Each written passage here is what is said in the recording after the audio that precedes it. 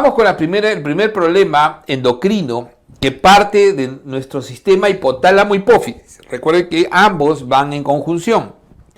Entonces vamos con la primera gran enfermedad. Las enfermedades endocrinas, siempre recuerden, tienen que ver fundamentalmente con el déficit o con la hiperfunción. Y respecto al déficit del hipotálamo hipófisis, de ese eje, o sea, eso se denomina hipopituitarismo, la baja función o la ausencia de función a nivel, ¿no?, de la pituitaria o hipófisis. Entonces, el hipopituitarismo, fundamentalmente, tiene que ver con la falla parcial o completa de la glándula pituitaria. Entonces, esa falla puede ser parcial o completa de la glándula pituitaria para secretar por lo menos una o más hormonas, mayor o igual a una hormona que produce o almacena.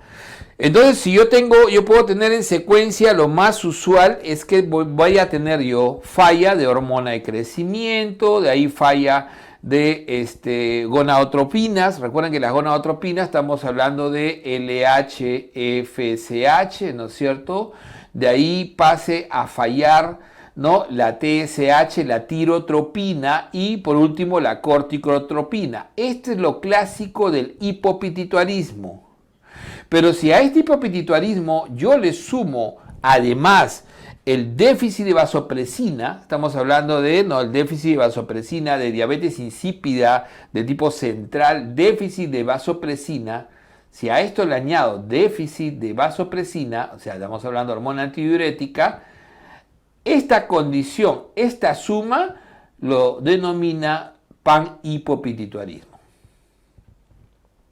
Esa es la diferencia, ¿ok? Entonces, yo hablo de hipopituitarismo, que es lo más frecuente dentro de lo que es rara esta enfermedad. Recuerden que el hipopituitarismo no es una enfermedad no frecuente, es bastante variada en su causalidad, ahora lo vamos a ver, pero no es tan frecuente, y dentro de esta baja frecuencia, el panhipo es encima con el compromiso a nivel ya de lo que es la liberación de ADH. Recuerden que ADH no se forma en la hipopituitaria, pero no se va a liberar. Entonces, esto ya es el panhipo, que es mucho más raro. Entonces, este es el concepto de hipopituitarismo, la falla parcial o completa, ¿no?, y por lo menos el déficit de una o más hormonas que se produce o se almacena en la pituitaria o hipófisis.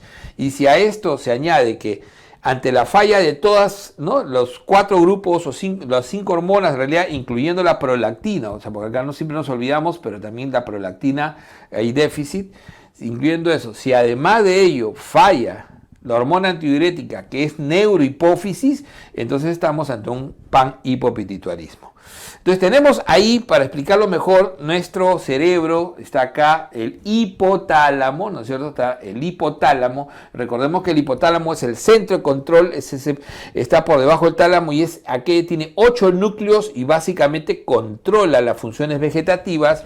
Y en este hipotálamo fundamentalmente vamos a tener las hormonas liberadoras y el controlador negativo de la prolactina, el PIF. O sea, vamos a tener ¿no?, fundamentalmente los liberadores, como el liberador de hormona de crecimiento, ¿no?, el RH, siempre el RH, el liberador, ¿no?, de las gonadotropinas, GnRH, el liberador de la tirotropina, ¿no?, TRH, el liberador de la corticotropina, CRH. Tenemos estos 4 liberadores que ya conocemos, y más el inhibidor, ¿no?, el inhibidor de la prolactina, que es el PIF. Es el PIF. Entonces, esos son fundamentalmente los grandes controladores. A este se le suma también la somatostatina, que es el negativo, ¿no es cierto?, de la hormona de crecimiento. Todos estos son liberadores, y el PIF, que es el negativo, el controlador, el inhibidor de la prolactina. Entonces, hipotálamo, todo esto va hacia la hipófisis, que está asentada ¿sobre qué? Sobre la silla turca. Recordar que el área específicamente donde está la hipófisis, esa es la silla turca, que es el área que va a contener, ósea, que va a contener y que es importante, después vamos a mencionarlo especialmente en el síndrome de silla turca vacía.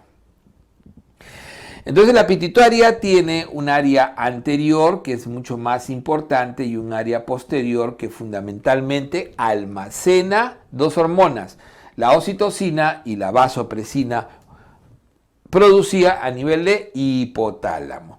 Y así tenemos entonces nosotros que en relación a estas dos estructuras tenemos nuestro quiasma óptico que puede ser comprimido por procesos inflamatorios o tumorales. Entonces, este es el área donde nos vamos a mover. Entonces, el hipopituitarismo, que es esta falla parcial o completa, ¿no?, de uno o más hormonas, tiene varias causas. Las causas de hipopituitarismo vamos a verlas primero por su mecanismo. Es importante que el mecanismo probablemente más frecuente, de hecho, es el compresivo, porque la causa más frecuente es el adenoma. Entonces, compresivamente yo voy a comprimir, ¿no? Yo voy a generar compresión de todos esos tejidos. Lo más frecuente, el adenoma pituitario. Recuerden que el adenoma pituitario, que se va a localizar a este nivel, vamos a ponerlo ahí, entonces crece un adenoma y va a ser compresivo y eso puede comprimir incluso el quiasma óptico y dar síntomas. A nivel hipotalámico existe un tumor que está por debajo del hipotálamo que se llama el craniofaringioma, que es el tumor más frecuente del área hipotalámica. Recuerden que es un tumor dependiente básicamente de restos de la bolsa de Rathke. Bolsa de Rathke. Y entonces de estos restos de la bolsa de Rathke, por eso es que el craniofaringioma puede ser quístico además y va a tener características específicas. En el caso de los niños puede producir hipertensión endocraniana. Entonces no es raro que esto pueda producir en niños hipertensión endocraniana. Eso significa cefalea, náuseas, vómitos y puede constituir una emergencia neuroquirúrgica. Mientras que en adultos esto suele ser el clásico síndrome compresivo, ¿no?, del quiasma óptico. Esto es lo que se llama el síndrome supracelar. ¿Qué cosa es el síndrome, doctor? Supracelar. El síndrome supracelar tiene que ver básicamente con el hecho de la compresión de la tienda, ¿no?, de la dura madre. Entonces produce cefalea asociado a compresión del quiasma óptico. Entonces si yo comprimo hacia acá arriba voy a producir dolor, entonces cefalea, y voy a producir, ¿no?, déficit campimétricos. Déficit campimétrico. Ahora, el déficit de la campimetría, o sea, de las áreas visuales, el más frecuente va a ser la hemianopsia bitemporal. La hemianopsia bitemporal. Entonces, ese es lo característico de esa zona. Entonces, el craniofaringioma se presenta de esa manera. Recordar, craniofaringioma es el tumor más frecuente, ¿no?, benigno y que algunas veces se maligniza de la área hipotalámica, del hipotálamo. Y va a ser compresivo. En el caso del niño se presenta más como hipertensión endocraniana y del adulto como síndrome compresivo supracelar. Entonces, en estas causas compresivas, el más frecuente, ¿cuál es? El adenoma. El craniofaringioma es rarísimo, pero hay que tenerlo en cuenta. Veamos ahora el síndrome de silla turca vacía. Que recuerden que esta silla turca, si yo hago el dibujo y tengo acá la silla turca, ¿no es cierto? Entonces va a suceder que va a haber, ¿no?, un incremento de la presión del líquido cefalorraquídeo que va a terminar comprimiendo. Entonces se llena esto de líquido y termina comprimiendo la hipófisis, generando su déficit por compresión. Síndrome de silla turca vacía, parece que no hubiera tejido en el interior. Estas son las compresivas clásicas. Otras que son muy importantes, las causas isquémicas y por infarto. De ellas la más importante, la apoplejía por hemorragia o infarto. Recuerden que la apoplejía pituitaria es la única causa aguda de hipopituitarismo. Esta es la única causa aguda de hipopituitarismo y puede generarse por varias causalidades. Entonces la apoplejía pituitaria se puede dar por hemorragia o por infarto. Hemorragia, por ejemplo, por adenomas. Por ejemplo, Los hemorragias se pueden dar por adenomas, grandes adenomas que sangran. Y infarto puede darse, por ejemplo, en el caso del síndrome de Sheehan. Entonces, la apoplejía pituitaria puede generar síndrome de Sheehan, está dentro de ellos el síndrome de Sheehan. Sheehan puede producir súbitamente, ¿no? Lo clásico del Sheehan es que en mujeres que han tenido hipertrofia, ¿no? Una hipertrofia, hiperplasia de la adenopófisis, el sangrado masivo produce isquemia intensa. ¿Por qué? Porque la hipófisis es el tejido más perfundido por gramo, no por órgano, ¿eh? Sino el órgano más perfundido obviamente es el riñón, pero por gramo, ¿no? O sea, en este caso, acuérdense que la hipófisis pesa 600 miligramos nada más. Entonces, digamos, por miligramo es el tejido más perfundido y por eso que sufre mucho sobre la isquemia.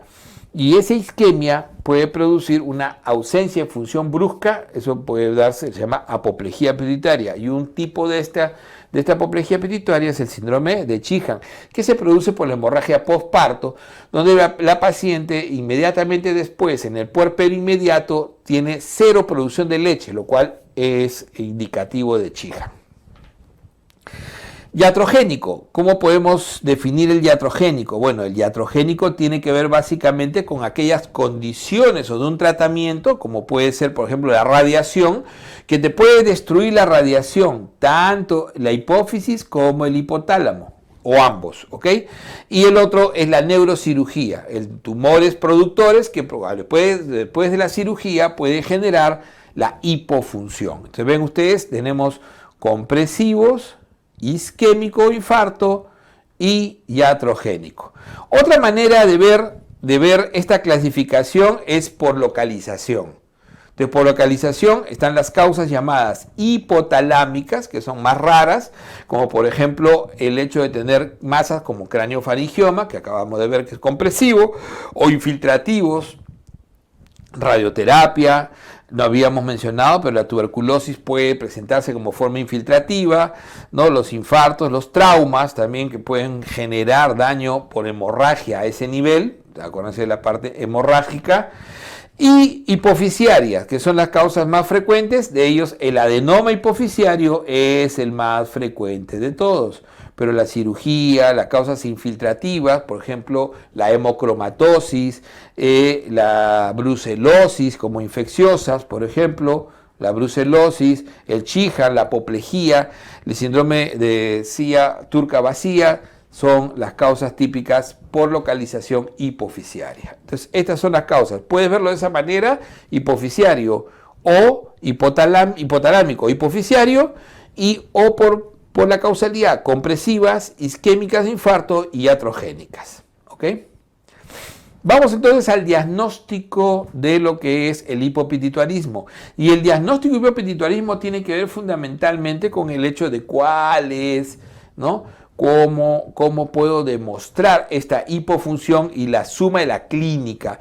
Lo primero que se va a generar, ¿cuál es la causa más frecuente? La causa más frecuente es tumoral, es de tipo adenoma. Por lo tanto, puedo tener primero síntomas tumorales, como pueden ser en su clínica el hecho de que el paciente tenga cefalea, el hecho de que el paciente pueda tener, por ejemplo, compresión del quiasma óptico, una hemianopsia bitemporal, neuroftálmicas, o puede tener náuseas y vómitos,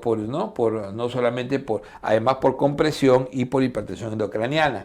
Adicionalmente a esto, los pacientes van a comenzar a manifestar déficit de cada grupo hormonal que se va comprometiendo. Primero, la hormona de crecimiento. La hormona de crecimiento, como vamos a ver, va a generar, de acuerdo a las funciones de la hormona de crecimiento, que son, por ejemplo, ¿no? La producción de hueso, la producción de masa muscular, ¿no? De tejido, la inducción de tejido. Entonces, que puede generar un déficit de hormona de crecimiento, una sarcopenia, ¿no? La ausencia de lipólisis va a generar obesidad, entonces el paciente puede comenzar a estar, ¿no? A generarse obesidad, sarcopenia, ¿no? Sarcopenia es disminución de la producción de hueso, de músculo, y huesos quebradizos, ¿no? Entonces puede haber huesos quebradizos. Eso probablemente ahí el diagnóstico no sea tan certero porque no es a veces muy visible, se confunde con diferentes patologías. Una vez que hay déficit de gonadotropinas, las gonadotropinas, LH, FSH, entonces comienza a aparecer ya en el varón mayor sarcopenia por déficit de testosterona y azospermia o infertilidad. En la mujer, sobre todo, se verá como amenorrea, infertilidad, disminución de la libido. Entonces vamos viendo síntomas que todavía no son, como decimos, tan precisos como para hacer el diagnóstico. Pero aparece ya el déficit de lo que es la TSH. Entonces el déficit de TSH ya me va a generar un hipotiroidismo secundario. ¿Cuál es la característica del hipotiroidismo secundario? La ausencia de bocio.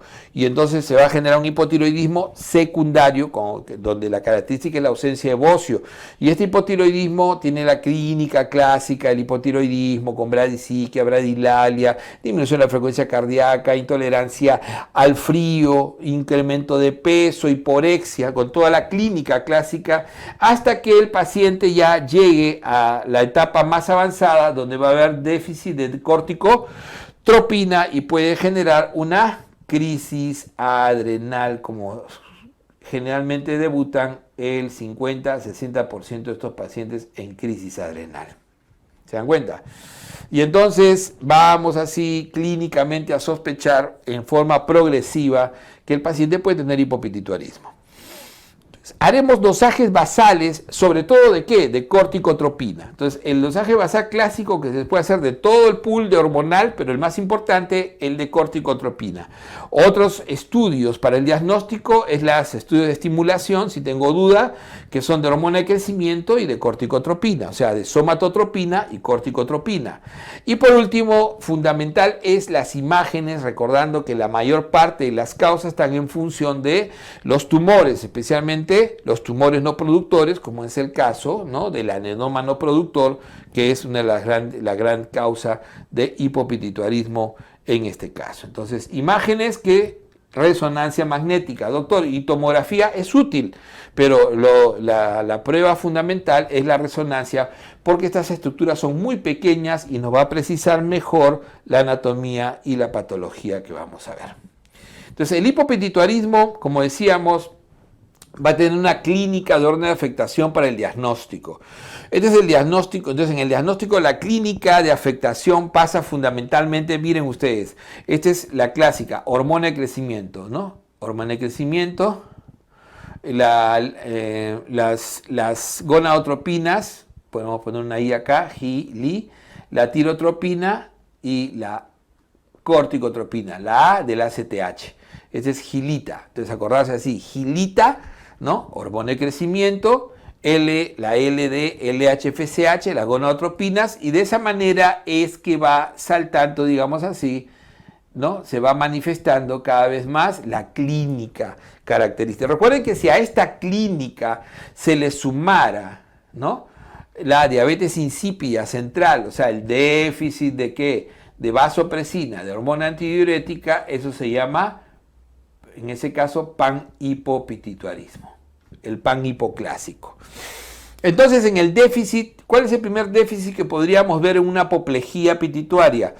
En el caso del Sheehan, es la única condición en la cual uno puede ver el déficit de prolactina, porque no hay otra manera. Ustedes no pueden ver en mí o en incluso en una mujer que no está gestando o no va a dar de lactar, no pueden apreciar realmente el déficit de prolactina. El déficit de prolactina solamente se aprecia en la puérpera porque hay ausencia total de leche, y en las mujeres, por más que digan yo produzco poca leche, no es ausencia total. Siempre hay un poco, el calostro. Acá hay cero, no ni siquiera gotea nada. Entonces, eso es típico del Sheehan. Entonces, ¿no? Eso siempre tenerlo en cuenta. Entonces, la historia clásica y la pregunta clásica que más se hace en el ENAM, que es típicamente, ¿no?, puérpera o mujer que después de un parto con hemorragia puerperal queda con estas condiciones. De ahí el déficit de hormona de crecimiento, recuerden el enanismo en los niños, en los adultos la obesidad, la sarcopenia, ¿no es cierto? La sarcopenia y las fracturas patológicas. En el caso de ahí pasa al déficit de gonadotropinas. Esto se llama hipogonadismo. ¿Qué tipo de hipogonadismo será? Este será un hipogonadismo hipogonadotrófico, o sea, con FSH y LH disminuidas o nulas. Ese es el clásico hipogonadotrófico. ¿Ok? Y este de acá va a presentarse en la mujer con amenorrea, infertilidad, caída de la libido, y en el varón sobre todo con una disminución de la masa muscular dependiente de testosterona, se precipita más la masa muscular y hay mayor obesidad. De ahí pasamos ya a lo que en este estado se suele diagnosticar con mayor frecuencia, que es el caso de el déficit de tirotropina. Entonces aquí se genera lo que se llama un hipotiroidismo secundaria, típicamente sin bocio, ¿ok? Entonces tiene una TSH, ¿no es cierto?, muy bajo, todo bajo, T4 y T3, y TSH sobre todo bajo, ¿no? TSH y T4 bajo. Este es el hipotiroidismo secundario que no va a tener bocio, y la característica fundamental acá es que estos pacientes, ¿no?, tienen por lo general es un incremento del peso moderado, y sobre todo la facies característica abotagada, con edema periorbitario, con pérdida distal de las cejas, ¿no?, el clásico coloración bociógena, ¿no?, pero ausencia de bocio. La clásica facies, hipotiroidea, pero ausencia de bocio. La mayoría de los pacientes, a pesar de eso, 35 a 45% se diagnostican hasta acá, el resto se va a diagnosticar ya por el déficit de ACTH, que va a ser generalmente por la crisis adrenal. Recuerden que en la crisis adrenal el paciente ya tiene severa letargia, hipotensión, ¿no?, sobre todo hipotensión, severa letargia, decaimiento, una hiponatremia que no es muy pronunciada, porque recuerden que no va a ser una enfermedad de Addison, eso se llama un síndrome de Addison, o sea, esta es una insuficiencia suprarrenal secundaria. Y entonces acá no va a haber qué cosa, no hay típicamente hiperpigmentación, que es lo típico del Addison, no hay hiperpigmentación, y hay ligera hiponatremia, una hiponatremia muy leve. ¿Por qué? Porque la aldosterona y la renina son normales, o sea, no hay déficit de mineralocorticoides. Eso es lo característico de esta insuficiencia suprarrenal. Y el déficit de prolactina, que habíamos hablado que solamente es visible en estas causas. Ojo que con la prolactina hay una sorpresa. La prolactina puede estar incrementada, sí, cuando la causa es hipotalámica. Cuando la causa es hipotalámica, la prolactina va a estar incrementada y va a haber hiperprolactinemia más bien. ¿Por qué? Porque cuando la causa es hipotalámica no hay PIF. Entonces no va a haber quien lo inhiba.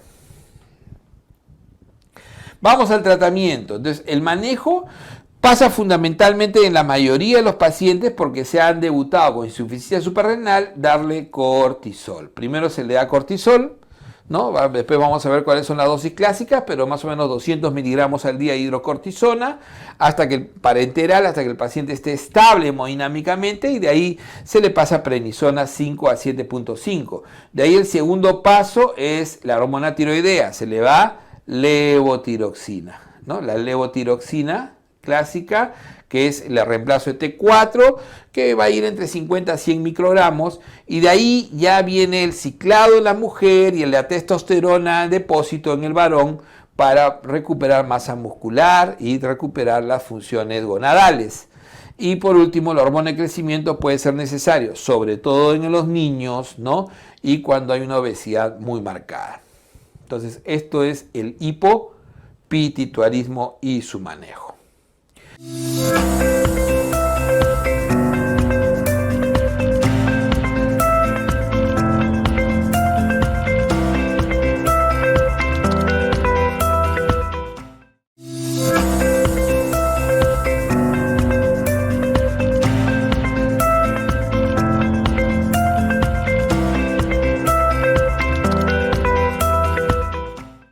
dentro de lo que es la patología, entonces hemos visto básicamente el déficit se ve en el hipopituitarismo. Ya recuerden que se llama PAN-hipo cuando además de todas las hormonas hipoficiarias típicamente se le suma además el déficit de vasopresina. Ahí es PAN-hipo. Pero ahora veamos los excesos, y los excesos se suelen dar por adenomas, ¿no es cierto? Entonces los excesos de las hormonas suelen darse por adenomas hipoficiarios. Vamos a revisar el adenoma, los adenomas que son fundamentales. Ese es un tema siempre preguntado.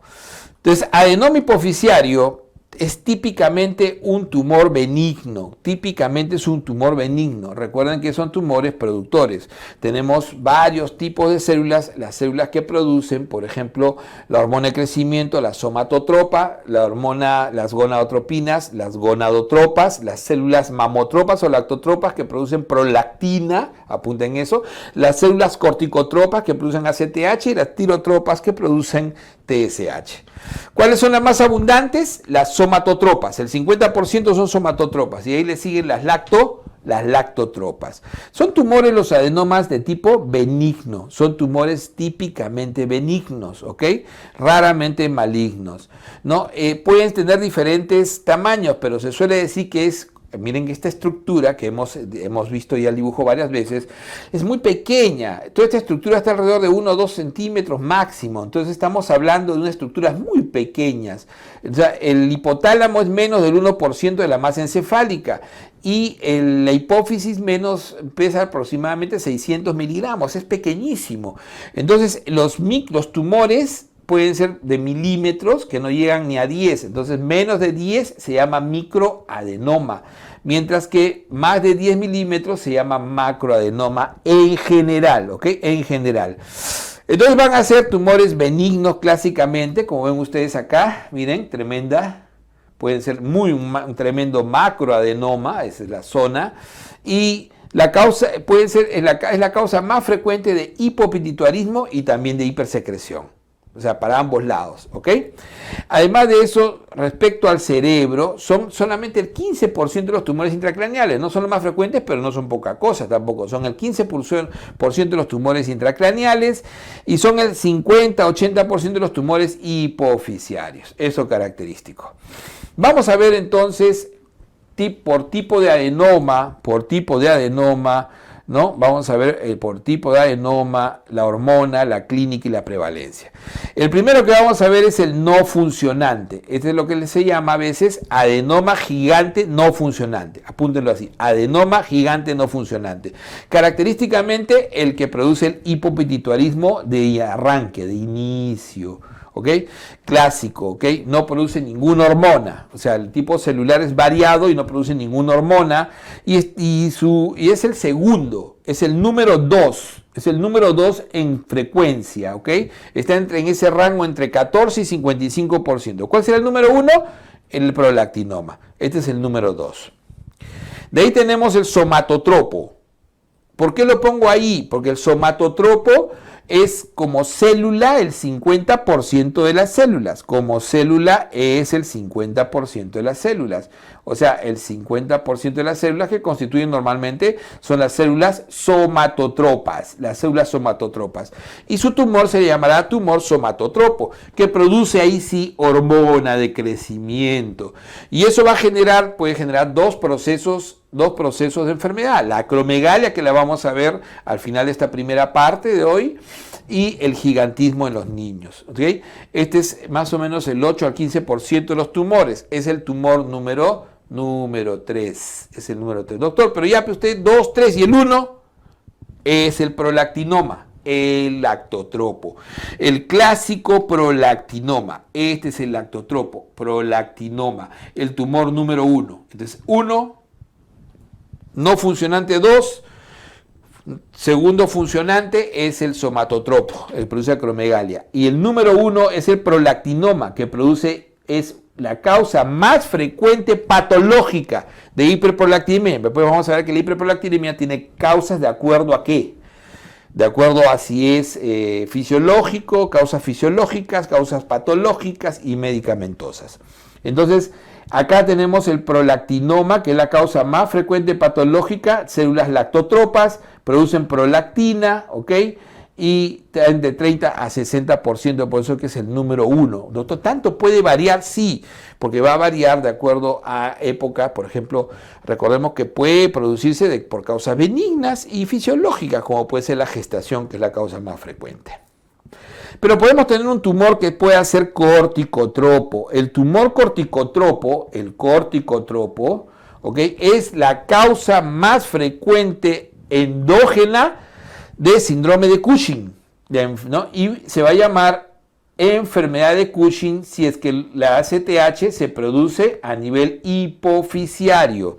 Si la ACTH se produce a nivel hipofisiario, es la causa más frecuente de Cushing y por lo tanto se llama enfermedad de Cushing. Porque recuerden que la causa más frecuente en general de síndrome de Cushing es exógeno, es por medicamentos, es iatrogénico. Si sacamos esa causa inicial, que la vamos a ver en la siguiente clase, entonces ahí nos quedamos con los endógenos. Esta es la causa más frecuente de los endógenos. El tumor productor de ACTH a nivel hipofisiario, que se llama enfermedad de Cushing. Miren, solamente es 2 a 6%, es la cuarta causa. ¿Ok? De ahí tenemos el tumor de células tirotropas. El tumor de células tirotropas es el tumor tirotropo que suele ser mixto, suele combinarse con otro y produce incremento del TSH, que va a producir un hipertiroidismo secundario, raro. O sea, es el hipertiroidismo con TSH incrementado, porque recuerden que el hipertiroidismo primario clásico es con TSH casi indetectable. Entonces te va a tener un TSH muy elevado y esa va a ser la causa por la cual genera hipertiroidismo secundario, ¿no? Y es bien raro, son menos del 1%, estos tirotropos suelen ser mixtos. Y de ahí viene el gonadotropo, que también es rarísimo y que la patología entre sí, hipergonadismo, no es una patología bien descrita, prácticamente se considera que existe un estado de hipergonadismo, pero no es algo que se pueda describir bien. Pero recordar que un tumor gonadotropo existe y suelen combinarse, suelen ser combinados. Entonces, estos son los tumores, son los adenomas más frecuentes. Y entonces, ¿cómo diagnosticamos los adenomas? Vamos a diagnosticarlos, obviamente, por dosaje hormonal, pero antes de eso, la clínica de compresión. O sea, todos, como son tumores, todos van a generar compresión en el quiasma óptico. Van a generar con clínica de compresión, cefalea, lo que se llama el síndrome supracelular. Entonces, el síndrome de compresión es la clínica síndrome supracelular. El síndrome supracelular es cefalea ¿más qué? Más déficit campimétrico. El más frecuente de todos es la hemianopsia bitemporal. Y entonces vamos a tener así, clínica de compresión, dosajes hormonales que nos van a demostrar que si es hipo-hiper, incidentaloma, porque ojo, muchos adenomas no tienen ninguna clínica y simplemente a alguien se le ocurrió, me golpeé la cabeza, me hicieron una tomografía y alguien lo vio bien y dijo, acá hay algo raro. Entonces lo miden y dicen, no, acá hay un tumor. Y le hacen la resonancia o le hacen simplemente una resonancia por cualquier motivo y encuentran un adenoma. Eso se llama incidentaloma porque no estaban buscando el tumor. ¿Ok? Incidentaloma pituitario hoy en día es una de las grandes causas de incidentaloma junto con los adrenales. Ok. Vamos entonces a lo que es ahora el tratamiento. El tratamiento puede ser tratamiento médico. Recordar, el tratamiento médico es importante. Siempre puede ser el quirúrgico, el que va a solucionar el problema, como es en el caso del Cushing, donde siempre tiene que operarse sí o sí. Pero en el caso del tratamiento médico en general de todos, van a ser todos los funcionantes. Tratamiento médico en todos los funcionantes será bloquear la función. Y en el no funcionante será el reemplazo hormonal. Entonces, en los no funcionantes será el reemplazo hormonal. Y en los funcionantes, el bloqueo con la cabergolina, que puede bloquear la producción de hormona de crecimiento y también y sobre todo prolactina. Tenemos la bromocriptina, que tiene también sobre todo prolactina, el octreotide en hormona de crecimiento, el prasireotide, por ejemplo, son drogas que se pueden utilizar para el bloqueo de esta producción hormonal. Entonces el tratamiento médico es básico, ¿no? Vamos a ver que en el caso del prolactinoma se le da sobre todo cabergolina. La cirugía, que suele ser transefesnoidal, la más antigua era la transfrontal, que hoy en día es segunda instancia cuando ya se hizo una primera cirugía transefesnoidal o cuando no el acceso es imposible. Entonces transefesnoidal, como se ve acá en imagen, y de ahí la radioterapia, que suele ser un adyuvante importante cuando las masas no han podido ser extraídas completamente por el acto quirúrgico. Ok.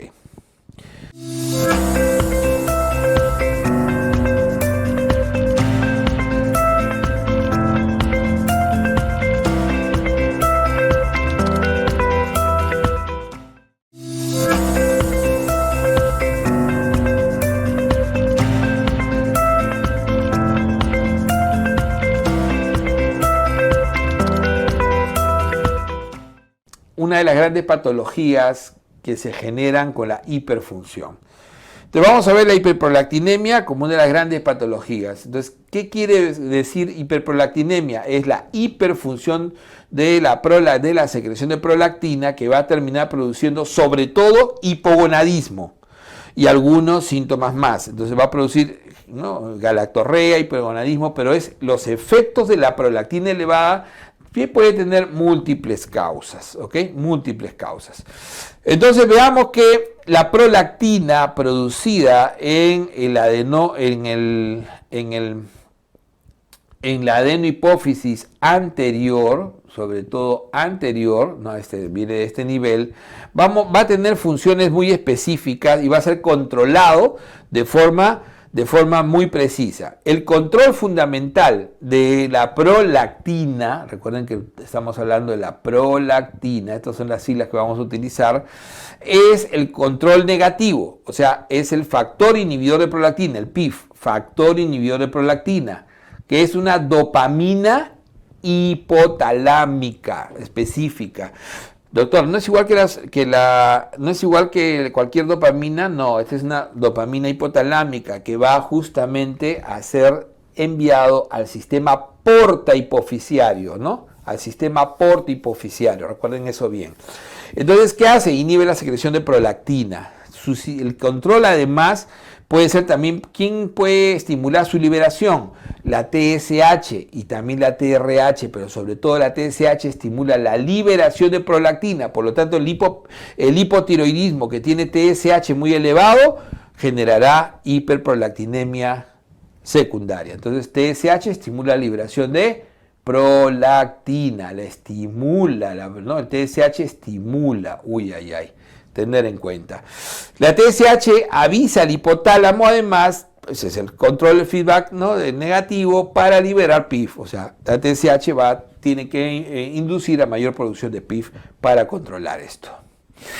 La prolactina estimula además la producción de testosterona, esto es interesante, pero sobre todo los estrógenos incrementados en la gestación incrementan la prolactina. ¿Y por qué? Porque este va a tener efecto después hipogonadotrófico.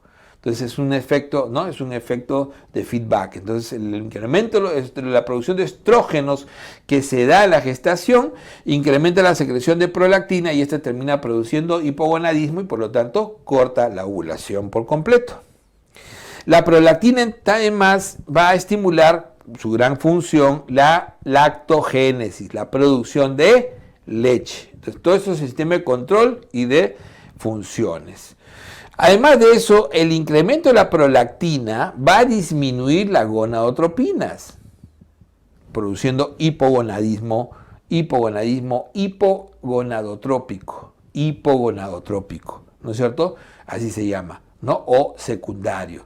Entonces, mientras que la disminución de estrógenos, ¿no?, y eso va a generar una disminución de estrógenos teniendo la ovulación y la menstruación al final como efecto de esta hiperprolactinemia.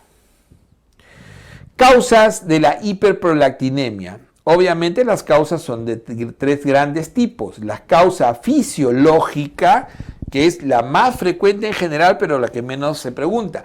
La causa fisiológica por excelencia es la gestación. El embarazo es la causa más frecuente. Entonces también tenemos la gestación, ¿ok? Es la causa más frecuente, ¿no? De las fisiológicas y en general. De ahí el estímulo constante del pezón también va a producir, ¿no? O sea, ¿no? La mayor secreción de prolactina. La lactancia también va a estimular la producción de prolactina y el estrés. Miren que esto quedó patentizado durante las grandes guerras, donde muchas mujeres durante todo el estrés de la guerra no menstruaron. Las causas patológicas, esto es fundamental. Acá están la causa que generalmente se suele atribuir como la causa más frecuente, que es el adenoma productor de prolactina. ¿Cómo se llama?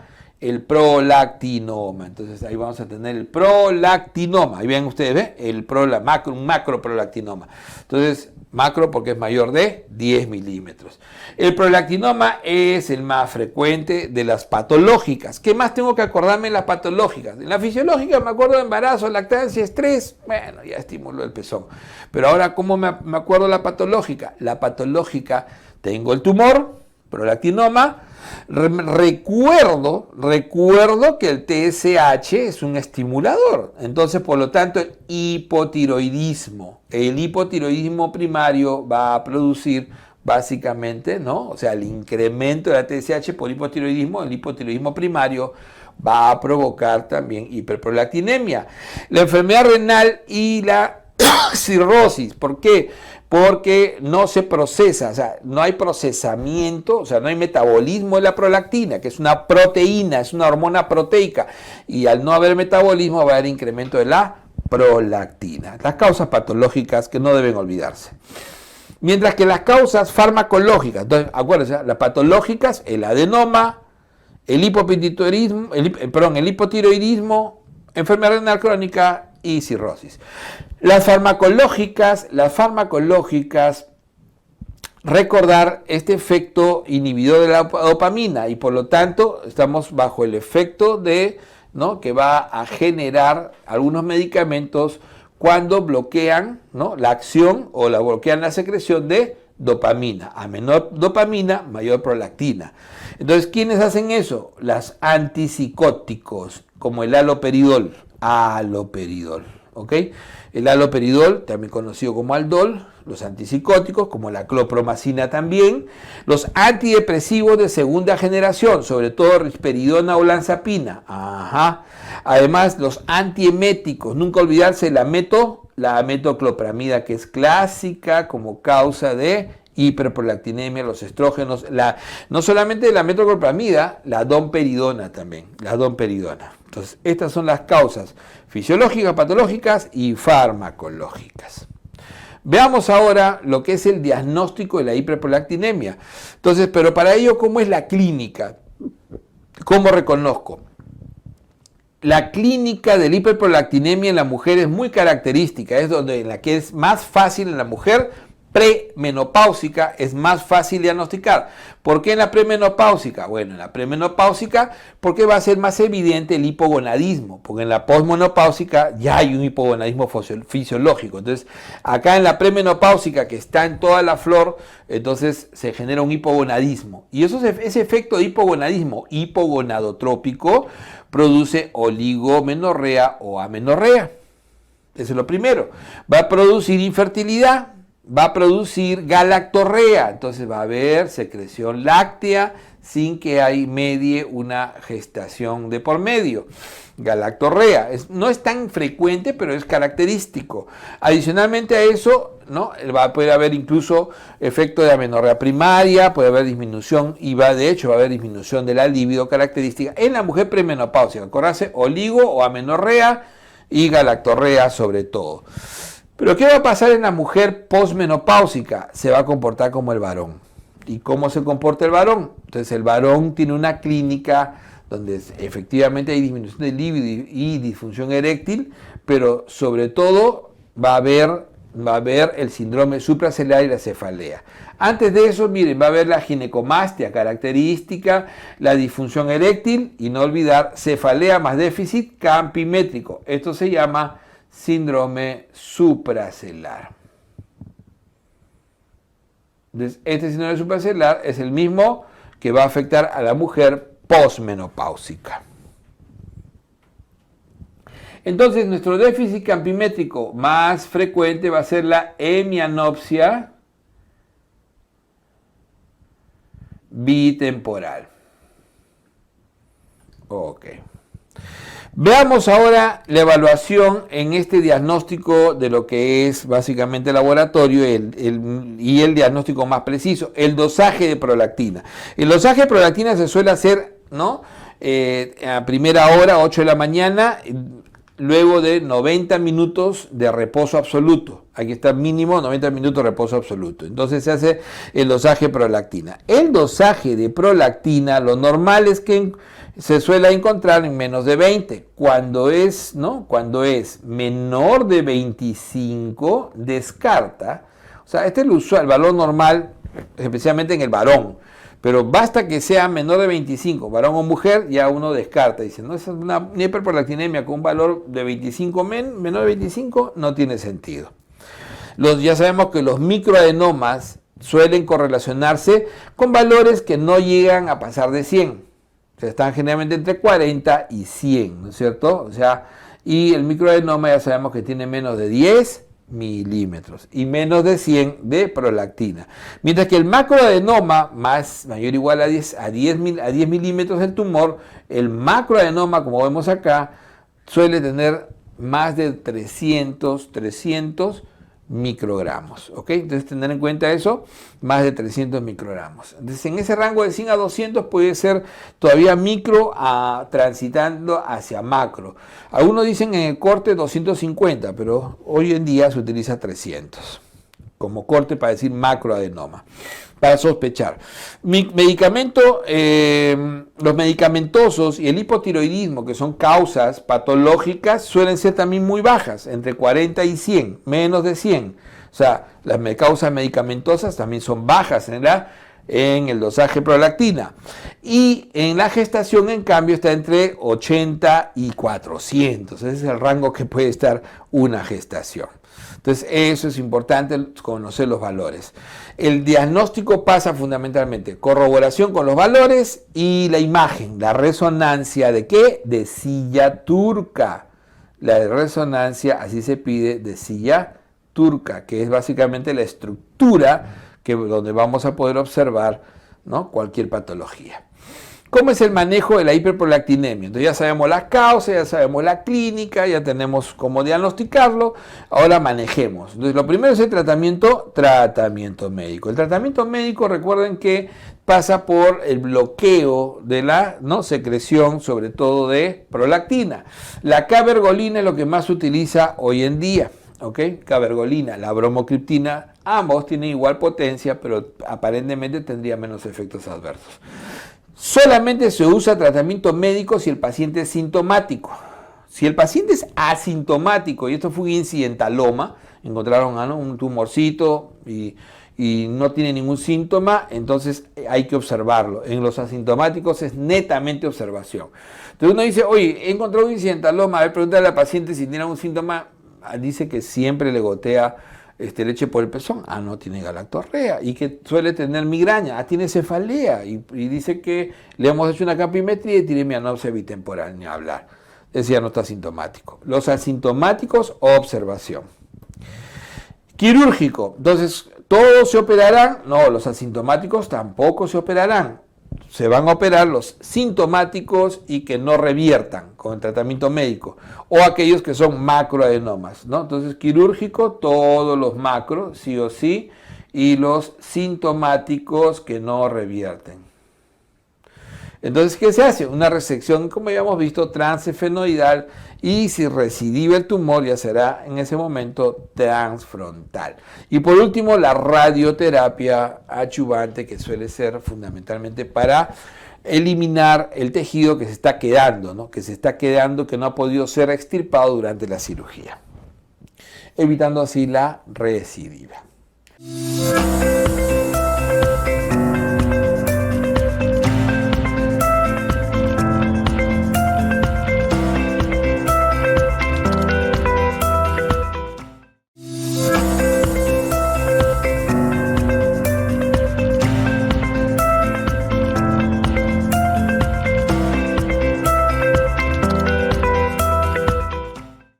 Siguiente patología, acromegalia. Miren que dentro de los hiperfuncionantes nos va a faltar, ¿no? Nos va a faltar el síndrome de Cushing, que lo vamos a ver en la parte adrenal, obviamente, ahí es mejor verlo ahí. Y el hipogonadismo, ¿no? Estudiar los hipogonadismos fundamentalmente que se ven al final del capítulo porque son muy poco preguntados. Entonces vamos a la parte acromegalia. Habíamos dicho que es típicamente consecuencia del adenoma somatotropo. Prácticamente el 95% son debidos al adenoma somatotropo. Y entonces vamos a ver acá, a este nivel, la que se genera un tumor. Acuérdense que la célula más frecuente es la somatotropa, 50%. Y entonces no es que sea fácil, pero se puede generar un adenoma somatotropo y se ha visto que hay un gen implicado. Entonces, aquí lo que vamos a ver en este adenoma sobre todo es la hiperproducción de hormona de crecimiento. Entonces, la hormona de crecimiento se va a hiperproducir a este nivel con las consecuencias clínicas que vamos a relatar. Pero es recordar siempre que esta hormona de crecimiento secretada en la hipófisis anterior tiene un control, un feedback, ¿no? Ejercido fundamentalmente por el liberador de somatotropina, ¿no? O de hormona de crecimiento, el liberador de somatotropina. Este liberador que viene del hipotálamo. ¿Quién más participa en todo este proceso? Entonces ya sabemos que el estimulador de la secreción, o el liberador, es, ¿no? el GHRH, liberador de hormona de crecimiento. De ahí tenemos la somatostatina. La somatostatina también producida a nivel hipotalámico. Y este tiene efecto inhibidor de la secreción. Entonces ahí viene el equilibrio. Liberador, inhibidor. Y periféricamente vamos a tener al IGF-1, que es la somatomedina C, ¿no es cierto? La somatomedina C. O IGF-1, que es fundamental. Y ese nos va a ejercer todo el proceso periférico, sobre todo en la célula muscular, en el hueso, ¿no? Produciendo hipertrofia, hiperplasia de esos tejidos. Entonces, IGF-1, el mediador fundamental, son las somatomedinas, en este caso se le denomina somatomedina C. Entonces, tenemos nuestro liberador de gonadotropina a nivel hipotalámico, eso es importante, ¿eh? Nuestro liberador de hormona de crecimiento, ¿no? De hormona de crecimiento a nivel hipotalámico. Y este puede incrementarse, ¿por qué? ¿Por qué podría incrementarse el liberador, este GRH-RH? ¿Por qué se puede incrementar? Se puede incrementar fundamentalmente cuando hay bajos niveles de glucosa e inanición. Entonces, eso estimulará la secreción de hormona de crecimiento. Entonces, bajo nivel de glucosa, inanición.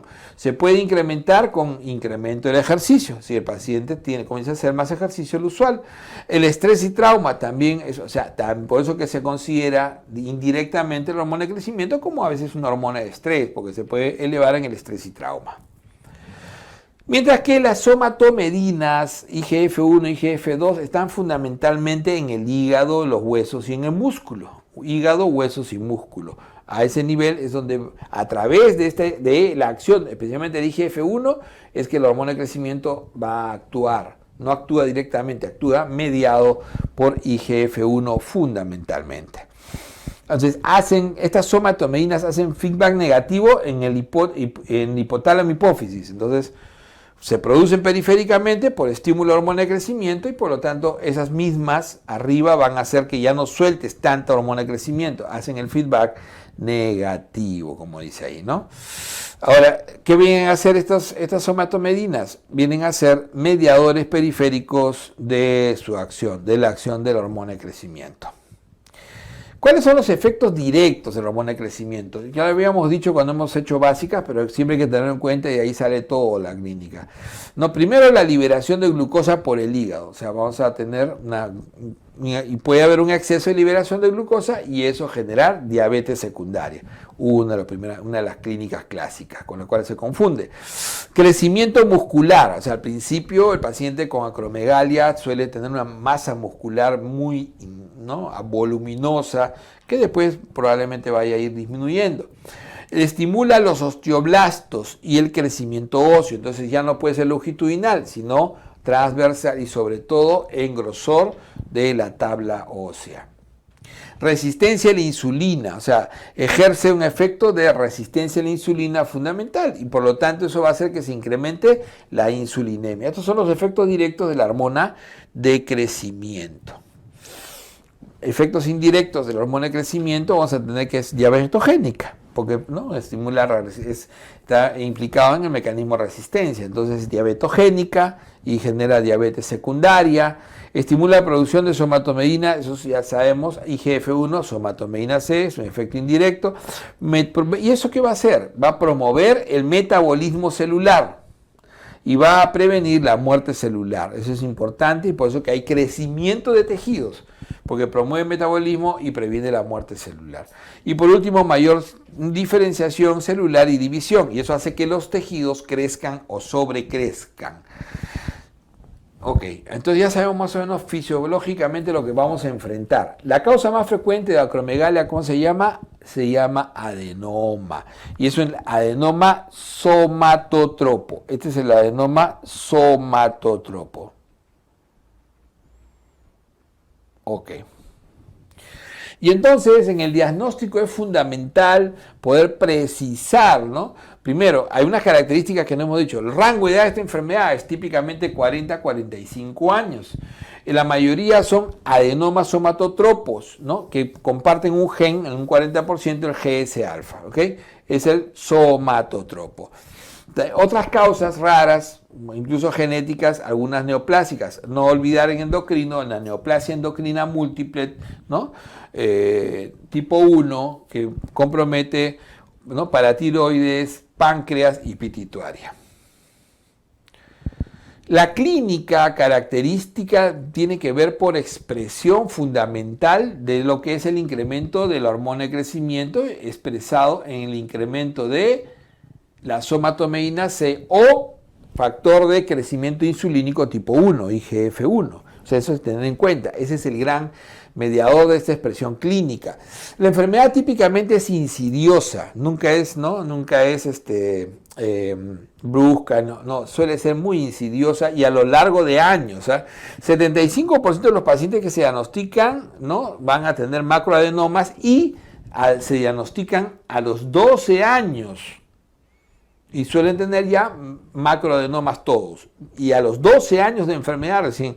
Por eso que muchos de estos pacientes ya vienen con diagnósticos de diabetes cerrados, túnel del carpo, etc. ¿Qué predomina? Entonces, cuando se diagnostican a estos pacientes, va a predominar, y generalmente por eso van a la consulta, el síndrome supracelular. Va a comenzar a hacer compresión y entonces van a generar cefalea y déficits visuales, déficit campimétricos que habíamos expresado. Y entonces vamos a ir viendo ya, explorando estos pacientes, un gran crecimiento óseo, manos y pies, por lo de viendo lo de acro y la quijada, prognatismo. Pero además de eso, el hueso frontal va a producir una protusión. Entonces veamos ahí, miren ustedes, ¿ven? Protusión frontal, prognatismo, manos grandes. Entonces lo que hago, ¿no? La base de la nariz más ancha y más chata, como dice, ¿no?, nariz de boxeador, característico. Hay una hinchazón de manos y pies, que eso va en correlación también con el término de acromegalia. Y el crecimiento muscular de la lengua va a terminar produciendo macroglosia. Hay un incremento de tamaño de los órganos en general y sobre todo elongación, por ejemplo, dólico-colon, va a haber dólico-colon, va a haber un sudor excesivo, la piel, ¿no?, sebosa, el cuello, ¿no?, el cuello de buey se le llama, ¿no?, el repliegue tipo buey. el sudor excesivo es fundamental, es característico, puede generar compresión por crecimiento de tejidos y puede producir síndrome de túnel de carpo, es una de las grandes patologías por las que estos pacientes llegan al hospital y cuando uno los ve y dice, ¿usted a dónde va? Consulta por túnel de carpo, tu túnel de carpo es una expresión de lo que tienes, que es acromegalia. Diabetes secundaria, muchos han estado siendo tratados como diabéticos muchos años, como diabéticos primarios, ¿no? Idiopáticos, y eran secundarios a endocrinopatías, eso lo vamos a ver también. La sospecha de acromegalia, entonces, parte por esta clínica y por lo tanto, entonces, debemos hacer ante la sospecha un dosaje primero de IGF-1. ¿Por qué es importante esto? Lo primero que se hace, porque si el IGF-1 sale normal, se descarta. O sea, un normal descarta, entonces ahí quedó y hay que buscar otro diagnóstico. Pero, por ejemplo, un IGF alto, IGF-1 alto, una somatomedina alta, entonces estamos casi corroborando un 80% del diagnóstico. ¿Qué hacemos con eso? Vamos a hacer una carga de glucosa y ver la supresión de hormona de crecimiento. Miren que esto es más teórico porque se suele uno a no hacerlo necesariamente, pero teóricamente si me dicen después de hacer el dosado del IGF-1 y haber salido alto, ¿qué prueba se debe solicitar? La prueba de supresión de hormona de crecimiento, así se llama carga, test de tolerancia con supresión de hormona de crecimiento. Entonces se le da una sobrecarga de glucosa para ver si la supresión de la hormona de crecimiento es adecuada. Si no se suprime, eso es acromegalia. Eso demuestra que hay un exceso de producción de hormona de crecimiento si no se suprime. Entonces, la inadecuada supresión es lo que me va a dar el diagnóstico. Debió suprimirse completo. Y eso confirma. Y esa confirmación me lleva a pedir la resonancia magnética para descubrir la causa más frecuente, que es adenoma productor. Somatotropo. Recordad que estos pacientes que, ojo, que hacen falla cardíaca por cardiopatía hipertrófica, que hacen pólipos, ¿no? Pólipos abundantes, pólipos, entonces van a generar neoplasias. Otros pacientes, por ejemplo, a nivel renal, producen cálculos, ¿no? La nefrona es hiperfuncionante, estos pacientes tienen hiperproteinemia, estos pacientes tienen, además de eso, impotencia, a pesar de que los genitales pueden ser macro también, pueden crecer mucho, pero sin embargo va a haber impotencia coendi. Estos pacientes pueden tener alargamiento de los intestinos y generar crecimiento redundante de su tejido, pólipos, y estos pólipos pueden generar cánceres. Además, puede producir, además de cánceres, de pólipos que se pueden volver, que son neoplasias de hecho, y pueden volverse malignas. Adicionalmente a eso va a haber reflujo, y eso generar crónicamente daño en el esófago y cáncer de esófago. Entonces, pólipos en el colon. Por eso que el cáncer más frecuentemente visto, y que acuérdense que el cáncer es la segunda causa de muerte, la primera es cardiovascular, entonces colon es la primera causa de cáncer en paciente acromegálico, recuerden eso. De ahí viene esófago por reflujo, estómago y el melanoma. Ojo que la primera causa es cardiovascular. ¿Por qué? Cardiopatía hipertrófica, característico. También hay hipercolesterolemia y hipertrigliceridemia asociado. ¿Cuál es el manejo de estos pacientes? Entonces, ya ven que el diagnóstico no es fácil porque se pasa desapercibido durante muchos años, ¿no? Entonces, la persona se ve todos los días al espejo y no le llama la atención, hasta que alguien lo ve después de tiempo y dice, oye, ¿qué te ha pasado? No te reconozco. Entonces, te ha crecido las manos, te ha crecido la frente, te ha crecido la quijada.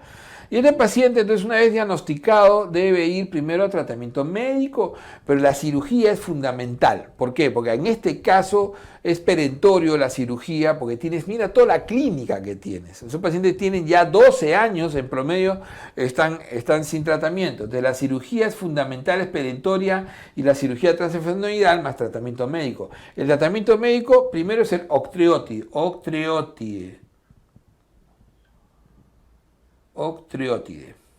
Faltó la T ahí. Octreotide. Entonces, el octreotide fundamentalmente es el análogo sintético, ¿no? El análogo sintético de la somatostatina. Entonces, el análogo sintético de la somatostatina fundamentalmente es lo que se suele utilizar al inicio, porque muchas veces el octreotide no va a ser suficiente. Entonces, operado, el paciente suele ser ¿no? Muchas veces hay que incluso sumarle cabergolina, se le puede sumar cabergolina y darle radioterapia para evitar la recidiva. Es un tumor muy recidivante. Entonces, cuando no hay respuesta y mantiene alto IGF-1 y hormona de crecimiento, a pesar de que se le ha dado el octreotide y además de eso probablemente cabergolina, entonces se utiliza el bloqueador del receptor de hormona de crecimiento, que es el pegvisomant. Entonces se bloquea el receptor de crecimiento, ¿no? El específico de la hormona de crecimiento, que es el pegvisomant. Entonces cirugía sobre todo, porque estos son grandes, son tumores que han tenido muchos años de evolución. Ok. Entonces, como decíamos, ahí dejamos hipófisis, hipotálamo, que es importantísimo y hemos revisado bastante. Vamos a ver después algunas patologías de estas asociadas a adrenal o al hipogonadismo más tarde.